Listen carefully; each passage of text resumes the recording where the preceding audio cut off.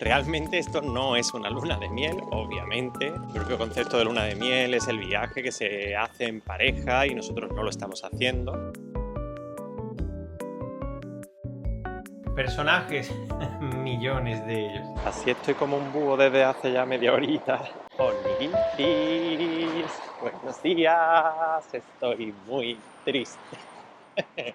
No es tristeza realmente, es una mezcla de emociones así como muy intensas. El neni está llegando a China. Bien, este es un tema que me gustaría comentar con vosotros para conocer vuestra opinión realmente. Sé que no es lo normativo, no es lo normal y hay gente que cuando lo contamos pues todavía se extraña. Pero me gustaría conocer cuál es vuestra opinión al respecto. El neni y yo nos casamos en el mes de abril de este año. Inmediatamente lo primero que nos preguntan es, bueno, el viaje de luna de miel, ¿a dónde va a ser? Cuando pensamos en casarnos, obviamente estuvimos hablando sobre el viaje y planteamos varias posibilidades, pero como yo acababa de entrar a trabajar en la librería, no quería tomarme los días de permiso y fue una decisión totalmente voluntaria. Estaba aprendiendo cómo era el trabajo y no creía que era el momento para quitarme de en medio, cuando además estaban contratando porque necesitaban en ese momento contar con ayuda. Entonces, como digo, voluntariamente no me tomé esos 15 días. Tenía también de un periodo de baja laboral. No necesitaba realmente tiempo de descanso. Bueno, fue una decisión voluntaria con mis motivos y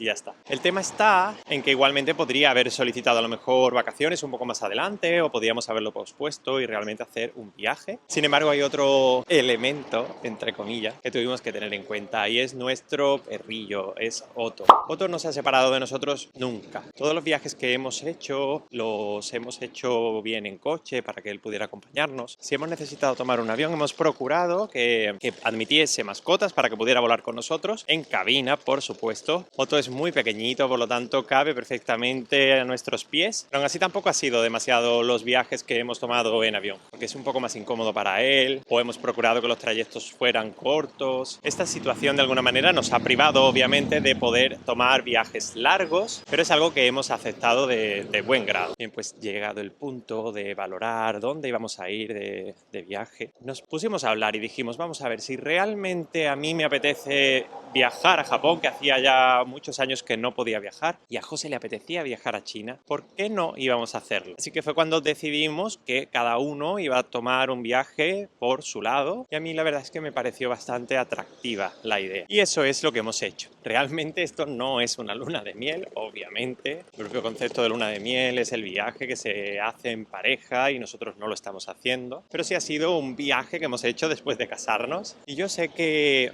hay gente que me comenta, ¿habrá familiares que se pueda quedar con Otto y Otto va a estar bien cuidado? En efecto, Otto se puede quedar perfectamente con mi hermana, que lo va a cuidar súper bien. Hay mucha gente que se ha ofrecido también a quedarse con Otto, pero él ya está más mayor y realmente no queremos separarnos de él. Es una decisión también voluntaria. Entonces, esto desencadenó la situación que estamos viviendo ahora. Yo ya me fui a Japón, tuve mis 2 semanas de viaje, que me lo pasé genial, y él está ahora mismo seguramente aterrizando ya en Pekín.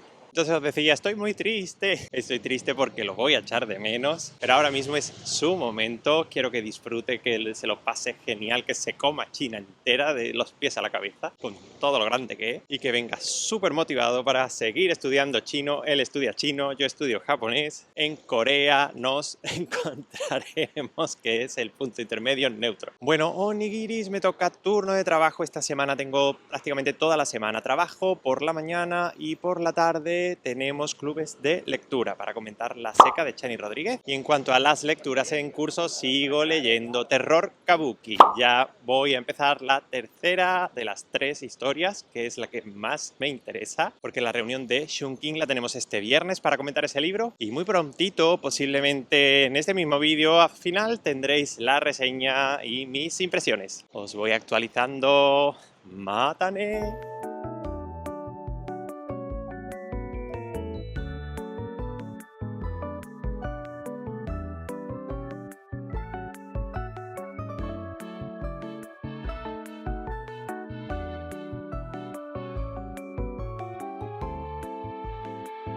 Vamos a la estación, no sé qué, y pues bueno, que vamos.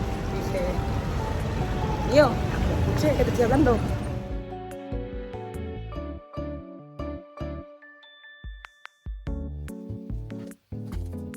Bueno, uno más.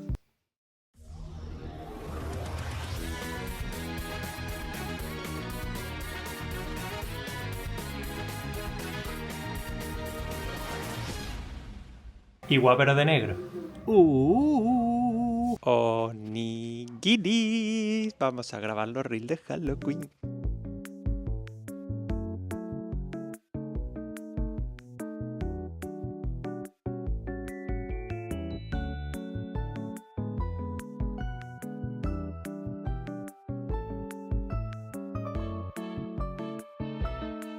Onigiris. ¡Ay, ya llegó el domingo! ¡Semana superada! La verdad es que ha sido una semana muy larga, pero se terminó. He tenido poquito tiempo para grabar el blog, pero aquí tenéis la recompensa final, que es la reseña de la última lectura que he tenido y que he comentado en el club de lectura de Shunkin de literatura japonesa, al que asisto todos los meses, o casi todos los meses, con el libro que os he estado comentando a lo largo de todo el blog. Terror Kabuki. Así que me voy a poner las gafas de la reseña y comenzamos. La propuesta de Terror Kabuki para el Shunkin de este mes de octubre fue mía. Y cuando aceptaron traerla para el listado de lecturas de este año se decidió poner en octubre por esto de Halloween cerquita, lectura de terror. Antes de abrir el melón no quiero dejar pasar mi tremendo agradecimiento tanto a Daniel Aguilar, su traductor, como a Satori por traernos este tipo de obras, que bien sé que quizás no son obras que van al público general, sino que tienen un nicho muy reducido. Aquí nos encontramos con 3 historias, con 3 libretos, realmente son 3 adaptaciones de los guiones de teatro kabuki que haría uno de los principales autores del género, que fue Tsuruya Namboku IV. El teatro kabuki es un teatro popular. Japón tiene varios tipos de teatro. Hay uno que son de marionetas, que es el bunraku. También tiene el teatro no, que es el teatro de máscaras. Seguramente os sonará la máscara del demonio Hanya, que tiene 2 cuernos, pertenece a ese género. Y el kabuki surge en la era Edo. Es esta época en la que Japón estuvo cerrado al resto del mundo, mientras que otras potencias occidentales estaban en pleno desarrollo industrial. Japón vivía una época medieval. Es la época de las geishas, de los samuráis, y fue además el primer periodo en mucho tiempo en el que el país realmente tuvo una época de paz prolongada. Obviamente había trifulcas y había guerrillas, pero nada comparado con lo que se vivió en épocas anteriores en las que todos los clanes propugnaban por el control del país. Bien, en este ambiente de paz florecen las artes. Es la época en la que va a introducirse la imprenta, técnicas de grabado como son los maravillosos ukiyo-e y otro tipo de artes como las que cultivaban las geishas y, como no, el propio teatro. El público demandaba este tipo de obras, este tipo de entretenimiento, y como no había, un teatro para las clases populares, pues surge este género. Hoy en día el kabuki está considerado como patrimonio de la humanidad. Las obras de kabuki pueden extenderse por un periodo de hasta incluso 2 días. Había representaciones por la mañana de una obra, por la tarde de otra, a la mañana siguiente continuaba la de la tarde anterior, por la tarde la de la mañana anterior. Era una pasada. Su desarrollo era lento, pero los cambios de escena eran muy rápidos. Muy pocos actores interpretaban a una infinidad de personajes y todos ellos eran hombres, que interpretaban tanto los papeles femeninos como los masculinos. Y dentro del teatro kabuki hubo un poco de gusto sobre las historias de índole sobrenatural. Realmente, incluso aunque eran historias de terror, también tienen un fuerte componente cómico. Y esto lo puede apreciar cualquiera. No hace falta ser un entendido. Yo mismo, leyendo estas 3 historias, me he reído bastante con algunas escenas, porque, como digo, el valor del kabuki sobre todo estaba enfocado al entretenimiento de las masas. Bien, en este libro, como digo, hay 3 historias. 2 de ellas son totalmente inéditas en español hasta este mismo momento. La primera se llama Historia del Este sobre la princesa Sakura. La segunda de ellas es la historia de Kasane. Y por último tenemos la historia sobrenatural de Yotsuya, en el camino de Tokai. Es la última la que el propio Daniel Aguilar ya había introducido en un ensayo, también publicado por Satori, llamado Japón Sobrenatural, Susurros desde la otra orilla. En este libro se intenta compilar un poco este género sobrenatural con su incidencia en las artes como el cine, el propio teatro y otros géneros literarios. Y fue aquí donde por primera vez el autor nos adaptó el texto de la obra del fantasma de Oiwa, la historia sobrenatural de Yotsuya. Siguiendo con esa historia, la tercera que plantea el libro, siendo además la más extensa, abarca prácticamente la mitad del libro. He de decir que es una de las historias de fantasmas más famosas en todo Japón. Oiwa, nuestra protagonista, es una mujer a la que su marido, Iemon, engaña en numerosas ocasiones. Comienza asesinando a su padre porque este no le permitía volver a verla. Pero es que luego incluso se alía con la familia del clan contrario, que esto era como un ultraje, para poder casarse con su hija. Pero no puede hacerlo porque ya está casado con Oiwa, por lo tanto debe quitarla de en medio, preparando para ello un veneno que le desfigurará la cara. Oiwa morirá, como decía Antonio Recio, entre terribles sufrimientos, maldiciéndolo desde lo más profundo de su ser. Esta pulsión de odio y venganza le hará volver al mundo de los vivos para atormentarle hasta sus últimos días. Yo ya conocía esa historia, no me era ajena, la había leído hace muchísimo tiempo en su formato de teatro en el libro de Japón Sobrenatural. Lo que pasa es que ya prácticamente no recordaba la cantidad de elementos que planteaba, pero sí recordaba perfectamente las bases del argumento porque la he leído en otros libros que tengo de fantasmas de Japón y la recuerdo sobre todo porque tengo la película de 1959 de Nobuo Nakagawa, que es la considerada como la mejor adaptación al cine de esta obra de fantasmas. Esta película está en japonés y los subtítulos están en japonés, pero es que me da exactamente igual. Nada más que por ver estas escenas, por ver el fantasma, sus apariciones, es de verdad que es genial. Tengo como referente realmente a la película. Cuando alguien me pregunta de qué va la historia de Oiwa, creo que en realidad nunca me han preguntado eso, mi memoria va al guión cinematográfico. Y esto es normal, porque realmente en la obra de teatro hay muchísimas tramas entrelazadas, hay muchísimos personajes que realmente, según nuestra concepción de la literatura actual o del teatro actual, no se sabe tampoco muy bien cuál es su función en la obra, y muchos de ellos se sintetizaron en uno solo para la producción de la película. Y la memoria es sintética. Si te dan algo que está resumido, pues obviamente lo vas a recordar mejor que toda su extensión. No obstante, sí tengo que decir que en el libro hay algunos personajes como la propia madre de Iemon, que es un personaje tremendamente desagradable, malvado, que después de esta segunda lectura que hago después de mucho tiempo, creo que no voy a olvidar con facilidad. Bien, pero también tenemos otras dos historias que no había leído. Daniel Aguilar nos cuenta en su prólogo que está muy agradecido también a Satori por haberle dado la oportunidad de trabajar con estos textos. Realmente los originales están escritos en un japonés antiguo y tuvo que hacer una labor de síntesis para poder traer a este libro las historias para que fueran un poco comprensibles para nosotros. Actualmente en el kabuki, debido a que no se dispone de tanto tiempo para poder ver las obras, únicamente se representan los pasajes principales y se omiten otras partes que realmente tienen sentido para poder comprender la totalidad de la obra. Aunque como son obras tan famosas e historias tan conocidas, realmente se dan por entendidas, pero nosotros, el público occidental, que no las conocemos en absoluto, si nos enfrentamos a los fragmentos que componen la obra hoy en día, no las entenderíamos. Por lo tanto, el traductor ha tenido que ir a los textos originales y hacer alguna labor de síntesis para introducirlos entre lo que sí será representado en el libro, para que la obra sea entendible. Y otras muchas partes están tremendamente sintetizadas. Esto nos provoca a la hora de leer el libro que las historias parezcan realmente vertiginosas. Hay momentos o escenas en las que tú dices, ¿cómo llevan esto al teatro? No te lo puedes imaginar. Pero de verdad que es increíble cómo se ingenian para este cambio de escenas y para hacerlo tan rápido. No he tenido la suerte aún de presenciar ninguna obra de kabuki en vivo. De verdad que en otro de los viajes que haga a Japón voy a planteármelo muy seriamente y si pudiera realmente ver la historia de Yotsuya me encantaría. Porque si no lo he dicho antes, es mi historia de fantasmas favorita. Pues bien, en las otras dos historias también vamos a encontrarnos a personajes femeninos que van a guardar un gran rencor hacia otros personajes que las maltratan, que las torturan. Esto realmente es común en muchas de las historias de fantasmas y no es casualidad que muchas de ellas sean personajes femeninos, ya que se decía que una mujer dócil encarnaría a un fantasma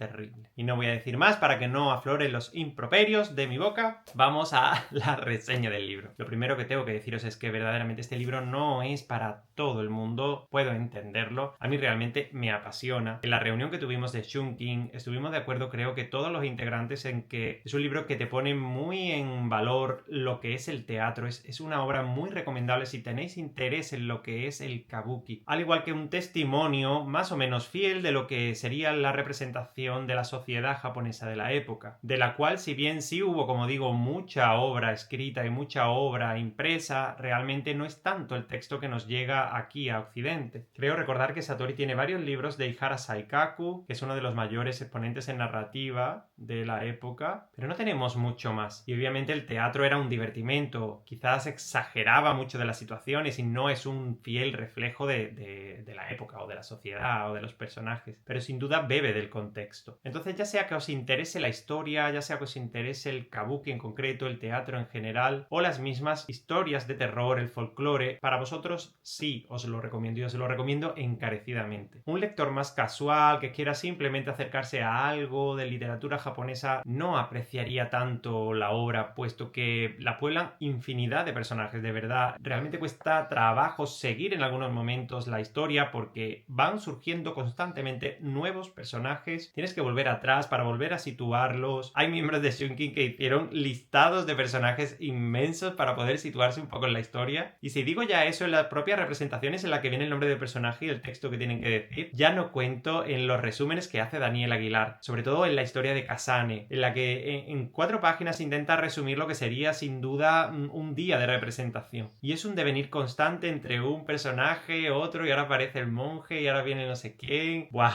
Lo tuve que leer en varias ocasiones para más o menos integrarlo, de verdad. Bien, personajes y desarrollo. Personajes...